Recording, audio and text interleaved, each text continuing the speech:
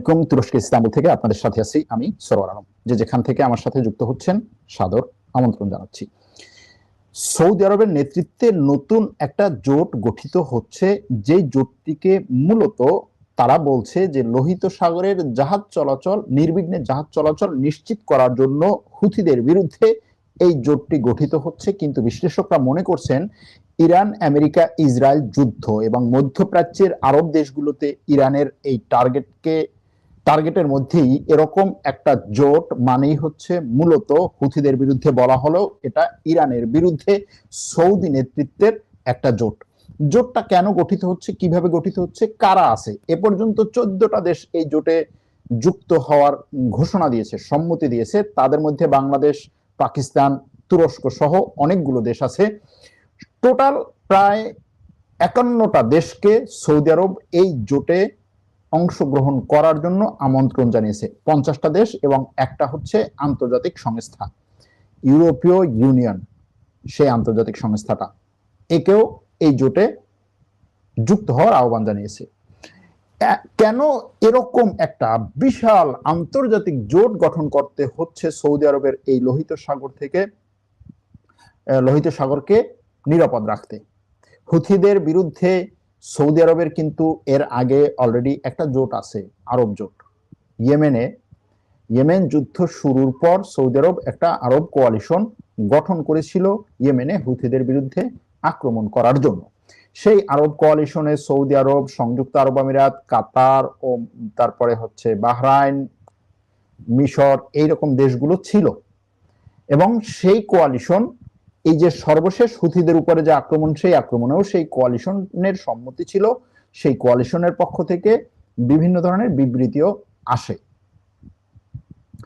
এরপরেও উপসাগরীয় দেশগুলোর যে জোট জিসিসি, গালফ কোঅপারেশন কাউন্সিল, এই গালফ কোঅপারেশন কাউন্সিলও মূলত হুথিদের বিরুদ্ধে কাজ করে সৌদি আরবের নেতৃত্বে।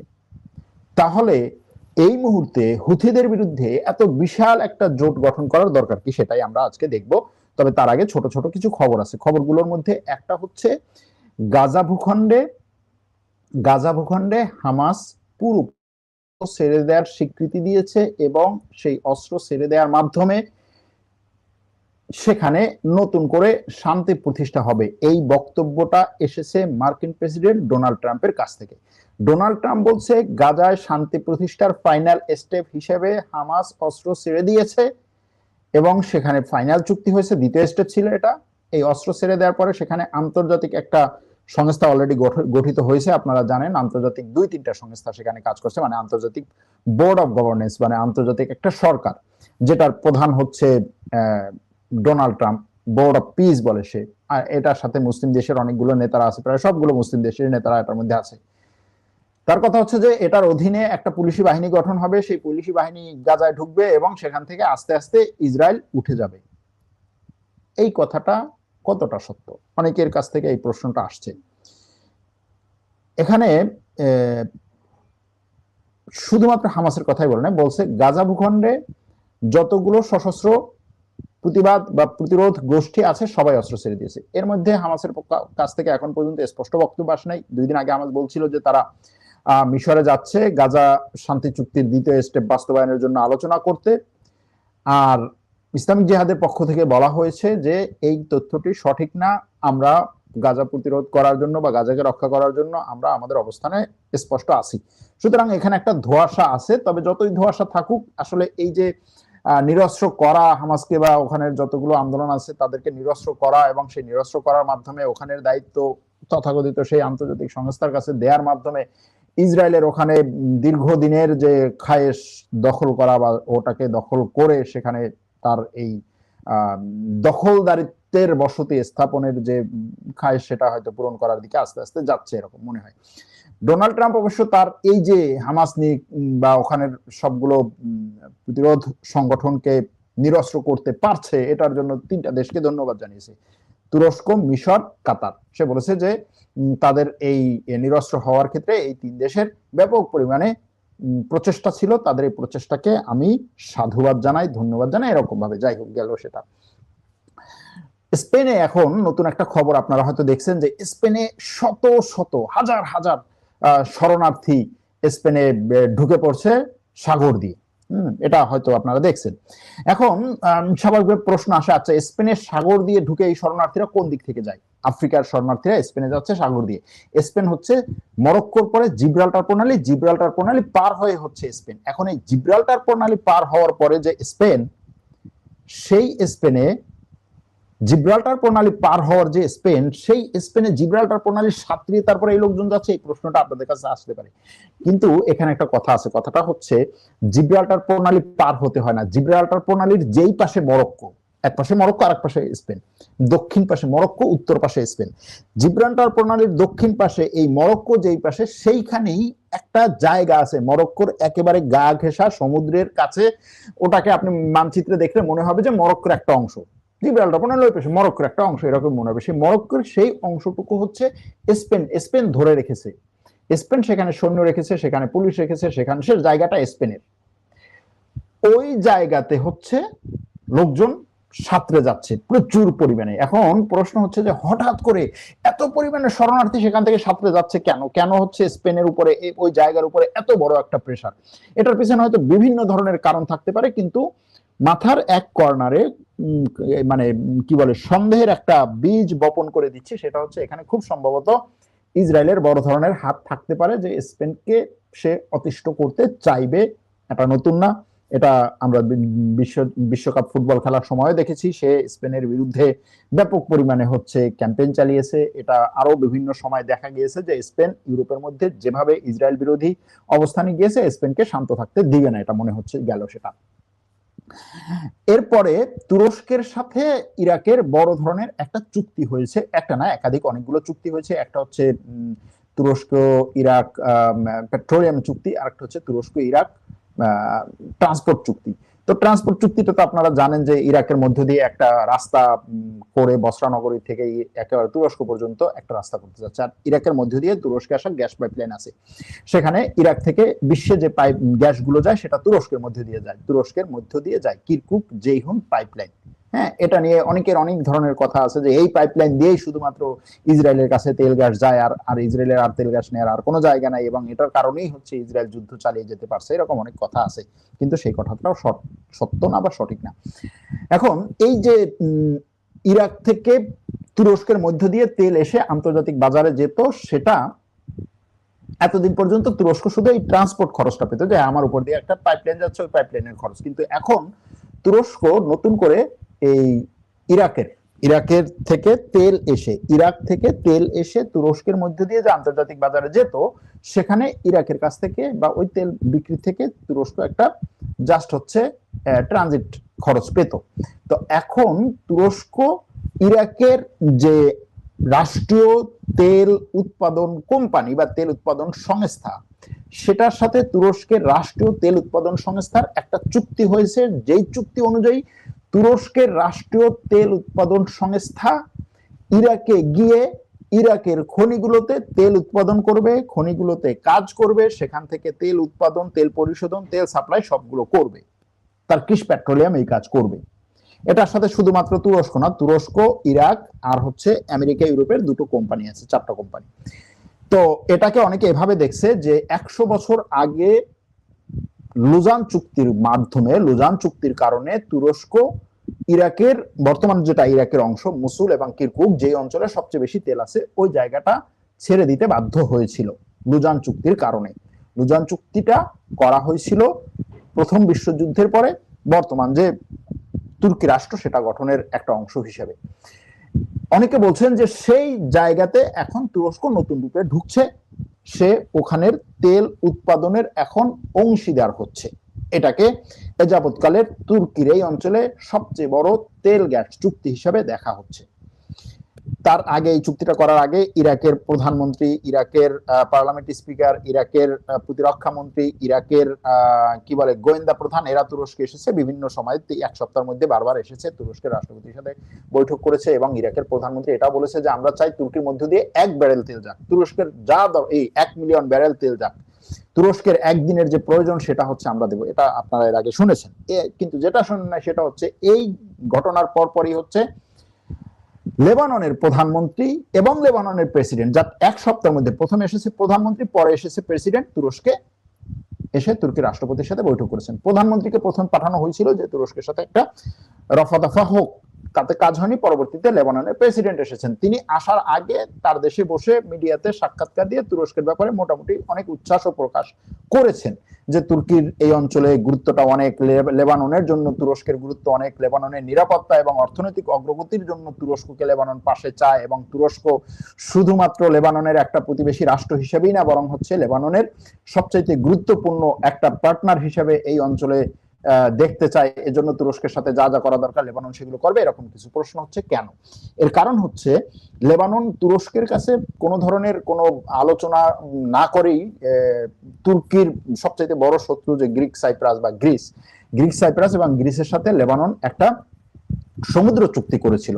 সেই সমুদ্র চুক্তিতে তুরস্ক যার কারণে ব্যাপক পরিমাণে খেপা, এবং সেই খেপা থেকে লেবাননের বিরুদ্ধে কিছু কিছু ডিপ্লোম্যাটিক প্রক্রিয়া তুরস্ক শুরু করেছিল। শেষ পর্যন্ত লেবাননের সরকার বর্তমানে এই যে হিজবুল্লাহর নিরস্ত্রকরণ এবং হিজবুল্লাহর নিরস্ত্রকরণের মাধ্যমে লেবাননের সামরিক বাহিনীকে শক্তিশালী করানোর যে আন্তর্জাতিক একটা প্রচেষ্টা, যেটা আমেরিকা এবং ইউরোপ এখন চেষ্টা করছে, ডোনাল্ড ট্রাম্প এবং ফ্রান্সের প্রেসিডেন্ট এখন চেষ্টা করছে যে একদিকে হিজবুল্লাহকে নিরস্ত্র করা, একদিকে হিজবুল্লাহর উপরে আক্রমণ করা, যেটা ইসরায়েল করতেছে, আরেকদিকে হচ্ছে লেবাননের সরকারি সামরিক বাহিনীকে শক্তিশালী করা বা সামরিক বাহিনীকে সেই সমস্ত জায়গায় নিয়ন্ত্রণ দেওয়া। কিন্তু লেবাননের সামরিক বাহিনী শক্তিশালী না, তার সেই ধরনের নিরাপত্তার সেই ধরনের ক্যাপাসিটি নেই। এখন তার সেই ক্যাপাসিটি বৃদ্ধির জন্য এখান থেকে কাছাকাছি কোনো শক্তি দরকার, সেই শক্তিটাকে তুরস্ক। এখন এটার জন্য লেবাননের প্রেসিডেন্ট তুরস্কে আসছে। লেবাননের সাথে এমনিতেই লেবাননে তুরস্কের সৈন্য আছে, আন্তর্জাতিক যে লেবাননে যে আন্তর্জাতিক জোট আছে সেখানে, কিন্তু এটাকে আরো পরিধিটাকে বাড়াতে চাচ্ছে লেবানন এবং তুরস্ক, এবং এর সাথে হয়তো লেবাননের সাথে তুরস্কের সমুদ্র চুক্তি ওইদিকেও যেতে পারে। লেবাননের যে তেল গ্যাসের যে ভান্ডারগুলো আছে মূলত ভূমধ্য সাগরে, সেটার দিকেও হয়তো নজর যেতে পারে, এরকম একটা আলোচনা। দেখেন, একদিকে লেবানন, একদিকে হচ্ছে এই ইরাক, দুই দেশের রাষ্ট্রপ্রধানরা তুরস্কে এসে এই ধরনের আলোচনা করছে। গেল এটা। এখন যে জায়গাতে আসছি সেটা হচ্ছে সৌদি আরবের নেতৃত্বে আন্তর্জাতিক জোট। লোহিত সাগরের নিরাপত্তা এবং বাণিজ্যিক জাহাজের অবাধ চলাচল নিশ্চিত করতে সৌদি আরব multi national maritime defence alliance MMDA, এই মাল্টিন্যাশনাল মেরিটাইম ডিফেন্স অ্যালায়েন্স নামক একটা নতুন সামরিক জোট গঠন করেছে। এই জোটের সম্মেলন হয়েছে রিয়াদে এবং যৌথ ঘোষণাও এসেছে। রিয়াদের সম্মেলনে এ পর্যন্ত 51টা দেশ ও সংস্থাকে আমন্ত্রণ জানানো হয়েছে। অনলাইনে কনফারেন্সটা হয়েছে। আমন্ত্রিতদের মধ্যে 43টা দেশ এবং ইউরোপীয় ইউনিয়নের একটা প্রতিনিধি দল সরাসরি অথবা ভিডিও কনফারেন্সের মাধ্যমে রিয়াদের বৈঠকে অংশ নেয়। এখনো পর্যন্ত 14টা দেশ এই জোট গঠনের সম্মতি জানিয়ে যৌথ বিবৃতিতে স্বাক্ষর করেছে। দেশগুলোর মধ্যে আছে সৌদি আরব, তুরস্ক, বাংলাদেশ, কুয়েত, বাহরাইন, কাতার, জর্ডান, মিশর, Pakistan, Djibouti, Somalia, Yemen, Sudan এবং নাইজেরিয়া।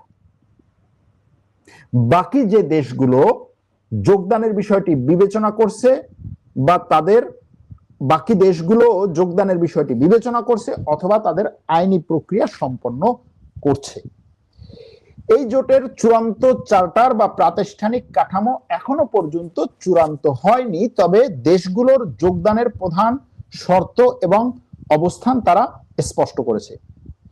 কূটনৈতিক সূত্র অনুসারে বলা যায় যে এখনো পর্যন্ত যে দেশগুলো এই যৌথ বিবৃতিতে স্বাক্ষর করেছে তা আসলে একটা রাজনৈতিক ঘোষণা। মূল চার্টারে স্বাক্ষর করার পরে এই দেশগুলোর উপরে আইনি এবং সামরিক বাধ্যবাধকতা কি হবে, অর্থাৎ এই দেশগুলো সামরিক সৈন্য সেখানে পাঠাবে কিনা, সৈন্য পাঠালে কে কতটুকু পাঠাবে, একই সাথে সেখানকার খরচ দিবে কিনা, একই সাথে সেখানকার এই সৈন্যদের উপরে অথবা সেখানকার কোন কোন দেশের কোন কোন জাহাজের উপরে আক্রমণ হলে এই দেশগুলো নিজের জাহাজের উপরে আক্রমণ হয়েছে বলে মনে করবে কিনা, অথবা একই সাথে এটার সাথে সৌদি আরবের উপরে যদি হুথিদের থেকে কোনো আক্রমণ হয় সেই আক্রমণে তারা অংশ নেবে কিনা, অথবা এই জোট শুধুমাত্র লোহিত সাগরে নাকি এটার সাথে একত্রে এই হরমুজ প্রণালী এবং পারস্য উপসাগরের যে এলাকাটা সেটাতেও যুক্ত হবে কিনা কোনোভাবে, অথবা এটার সাথে পরবর্তীতে ইরানকে টার্গেট করা হবে কিনা, এই বিষয়গুলো সেই চ্যাপ্টারটা ফাইনাল হলে তখন আসবে। ওদিকে ফ্রান্স, জার্মানি এবং ইতালির মতো ইউরোপীয় ইউনিয়নের দেশগুলো শর্ত দিয়েছে যে আমেরিকা যদি এই জোটে সরাসরি অংশ নেয় তবে তারা জোটে যোগ দেওয়ার বিষয়টি গুরুত্ব দিয়ে বিবেচনা করবে। আবার সংযুক্ত আরব আমিরাত এবং ওমান এই জোটের লক্ষ্যকে সমর্থন করলেও এখনো পর্যন্ত যোগ দেয়নি বা এই চুক্তিতে স্বাক্ষর করে নাই। বাংলাদেশ, তুরস্ক এবং আমেরিকার অবস্থানে যদি আসি, বাংলাদেশ এই জোটের অন্যতম প্রতিষ্ঠাতা সদস্য হিসেবে যৌথ বিবৃতিতে স্বাক্ষর করেছে। বিশ্ব বাণিজ্য এবং নিজেদের জ্বালানি নিরাপত্তা নিশ্চিত করতে লোহিত সাগরের নৌপথের স্বাধীনতা রক্ষা করা বাংলাদেশের জন্য অন্যতম গুরুত্বপূর্ণ বলে মনে করছে বাংলাদেশ। বাংলাদেশ নীতিগতভাবে এই সামুদ্রিক প্রতিরক্ষা উদ্যোগকে সমর্থন করেছে।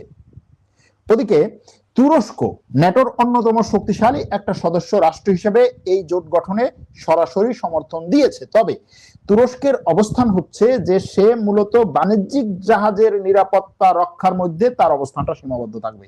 যে এখানে যদি কোনো সামরিক জাহাজ আসে, কোনো সামরিক জাহাজ যদি হুতিদের উপরে আক্রমণ করে বা অন্য কোনো কিছু করে এবং সেটার বিরুদ্ধে যদি এই জোটের কোনো দেশের সামুদ্রিক জাহাজে কোনো ধরনের আক্রমণ হয়, তুরস্ক সেটা নিয়ে মাথা ঘামাবে না।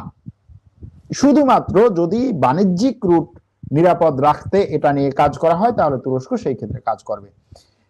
এরপরেও আরেকটা কথা হচ্ছে যে এই জোটের সাংগঠনিক কাঠামো এবং সামরিক দায়িত্ব চূড়ান্ত হওয়ার পর তুরস্ক তার পরবর্তী পদক্ষেপ ঠিক করবে। আমেরিকা কি করছে? সৌদি আরবের প্রতিরক্ষা মন্ত্রী প্রিন্স খালিদ বিন সালমান আমেরিকার শীর্ষ নেতৃত্বের সাথে জরুরি বৈঠক করেছেন এই জোট নিয়ে। ওয়াশিংটনকে এই জোটে যোগ দেওয়ার আমন্ত্রণ জানানো হলেও মার্কিন প্রশাসন এখনো আনুষ্ঠানিকভাবে জোটে যোগ দেওয়ার চূড়ান্ত ঘোষণা দেয়নি। তবে পর্দার আড়ালে আমেরিকা এই জোটকে শুধুমাত্র পূর্ণ সমর্থনই দিচ্ছে না, বরং এই জোট গঠনের যে মূল পরিকল্পনা সেটাও হয়তো আমেরিকার কাছ থেকেই এসেছে। এজন্য যে কোনো সময় আমেরিকা এই জোটে যুক্ত হওয়ার ঘোষণা দিতে পারে। তবে কৌশলগতভাবে সে হয়তো ধীরে চলো নীতি গ্রহণ করছে সৌদি আরবের কারণে। এখন এই জোট কিভাবে কাজ করবে, কি কাজ করবে? সম্প্রতি ইয়েমেনের ইরান সমর্থিত হুথি বিদ্রোহীরা সৌদি আরবের ওপর সামুদ্রিক অবরোধের ঘোষণা দেয়া এবং সৌদি তেল ট্যাঙ্কারে যে হামলাগুলো চালায় এই হুমকি মোকাবেলার জন্যই মূলত এই জোটটি খুবই গুরুত্বপূর্ণ একটা প্রতিরক্ষামূলক জোট এবং প্রতিরক্ষামূলক কৌশল অবলম্বন করবে। এটি যদিও বলা হচ্ছে যে কোনো দেশের বিরুদ্ধে সরাসরি আক্রমণাত্মক যুদ্ধ ঘোষণা করবে না, বরং হুথিদের রুখতে কিছু পদক্ষেপ নেবে। এখনো পর্যন্ত যে তথ্যগুলো আসছে সেগুলোর উপরে ভিত্তি করে বলছি।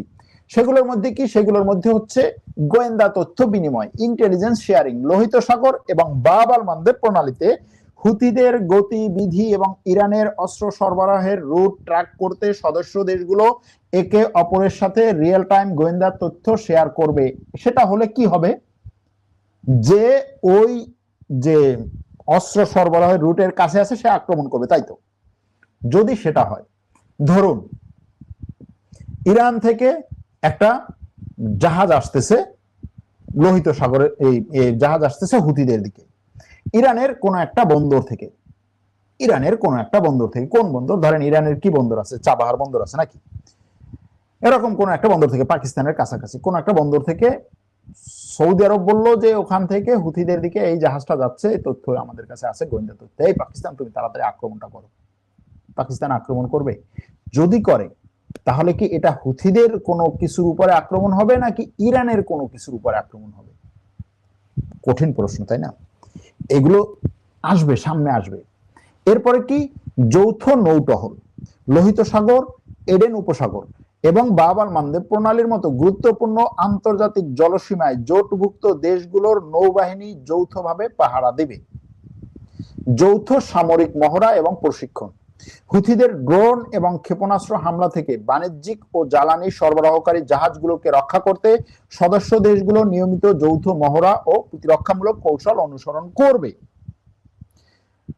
এটি মূলত ইরান সমর্থিত হুথিদের হামলা থেকে বিশ্ব বাণিজ্য এবং জ্বালানি সরবরাহের লাইন রক্ষা করতে একটা অভিন্ন আঞ্চলিক নিরাপত্তা বেষ্টনী হিসেবে কাজ করবে। সবই বুঝলাম, তাই না?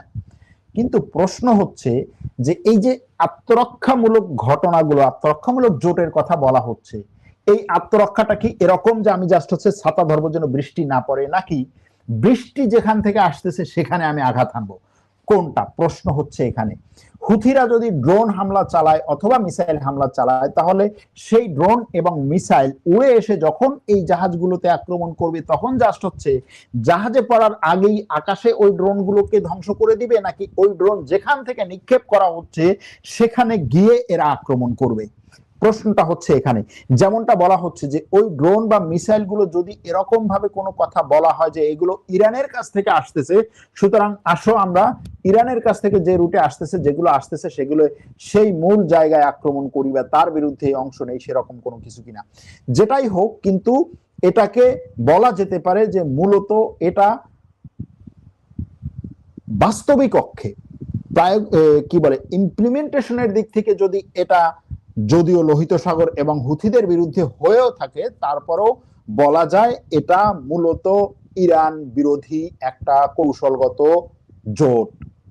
কারণ হুথিদের বিরুদ্ধে যাওয়া, সৌদি আরবের পক্ষে থাকা, আরব দেশগুলোর সাথে থাকা এবং একই সাথে আমেরিকা, সৌদি আরব এদের নেতৃত্বের যে জোট এখানে গঠিত হবে এই মুহূর্তে, সেটা যে কোনো ভাবেই হোক রাজনৈতিকভাবে এবং কূটনৈতিকভাবে ইরানের বিরুদ্ধে ব্যবহার করা হবে।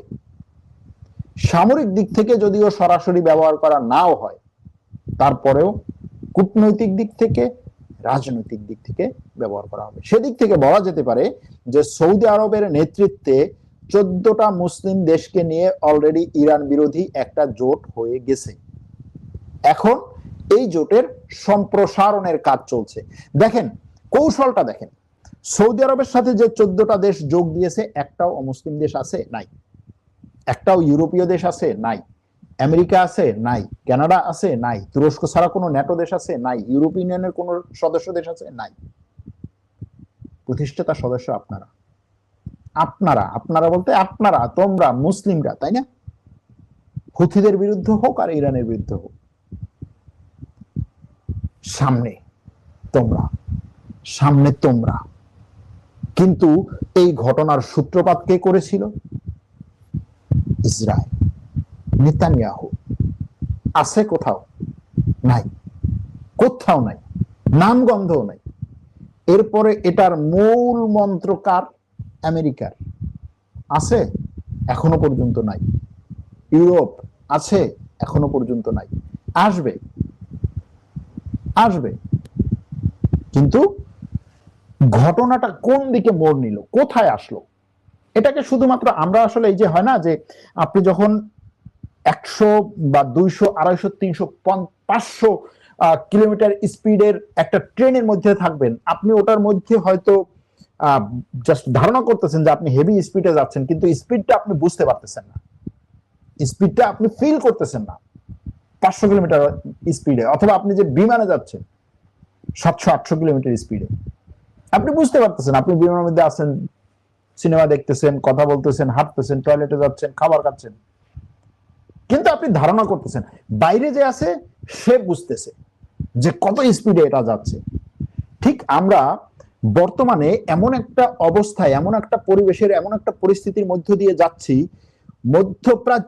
মধ্যপ্রাচ্যে ঘটনাগুলো যে কত বড় পরিবর্তনের মধ্য দিয়ে যাচ্ছে, কত বড় সামরিক, অর্থনৈতিক, নিরাপত্তাগত পরিবর্ধন হচ্ছে, এটা হয়তো আমরা ভিতরে থাকার কারণে বুঝতেছি না।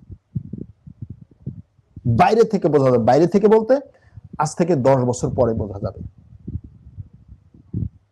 করোনার সময় যে কি পরিবর্তনের মধ্য দিয়ে আমরা গিয়েছি, ওই পর্যন্ত শেষ। কিন্তু এটা যদি ইতিহাসটা যদি হচ্ছে পুঙ্খানুপুঙ্খ রেখা হয়, তাহলে বোঝা যাবে যে কিরকম একটা বিভৎসকর পরিস্থিতির মধ্যে দিয়ে বিশ্ব গিয়েছে। ঠিক সেরকম কিরকম একটা পরিবর্তনের মধ্য দিয়ে যাচ্ছে। অক্টোবর 2023-এর পরে মধ্যপ্রাচ্যে কত বড় বড় পরিবর্তনগুলো হচ্ছে, যেই পরিবর্তনগুলো এখনো পর্যন্ত ওই অক্টোবরে যারা পড়ে আছে তারা বুঝতে পারছে না। ওই অক্টোবর নিয়ে যারা উল্লাস করছে তারা এখনো পর্যন্ত বুঝতেই পারছে না যে এখানে পরিবর্তনগুলো কি হচ্ছে, ইকুয়েশনে কত বড় পরিবর্তন হচ্ছে, কোন জায়গা থেকে মানে হচ্ছে এটার ক্ষমতার ভারসাম্য কোন দিকে যাচ্ছে, নতুন করে যে ডিজাইন হচ্ছে এই ডিজাইনে হয়তো তারা এখন পর্যন্ত নাই। যারা চিন্তা করেছে ওই সময়, যেটা একটা বিশাল একটা কাজ হয়েছে আমাদের, তারা এখন এই ইকুয়েশনের মধ্যেই নাই। এবং আরো নতুন যে ইকুয়েশন আসবে সেই ইকুয়েশনের ধারে কাছে তারা থাকবে কিনা এটা নিয়ে যথেষ্ট সন্দেহ আছে। এজন্য একটা কথা আছে, বারবার বলি, কোন একটা যুদ্ধ শুরু করার আগে, কোন একটা কিছু শুরু করার আগে প্রথম গুলিটা আপনি চালাতে পারেন, কিন্তু শেষ পর্যন্ত এটা কোথায় যাবে সেটা আপনি নির্ধারণ করতে পারেন। এজন্য এই প্রথম গুলিটা চালানোর পরেই ব্যাপক পরিমাণে উল্লাস করার কিছু নাই। দেখেন, বিশ্লেষণ করেন, ভাবেন এবং একটা বা একাধিক ফলাফল অনুমান করে তারপরে সেই অনুযায়ী পদক্ষেপ নেন। এটা হলো ব্যাপার। আজ তাহলে এখানেই রাখছি। ভালো থাকবেন, সুস্থ থাকবেন। আল্লাহ হাফেজ।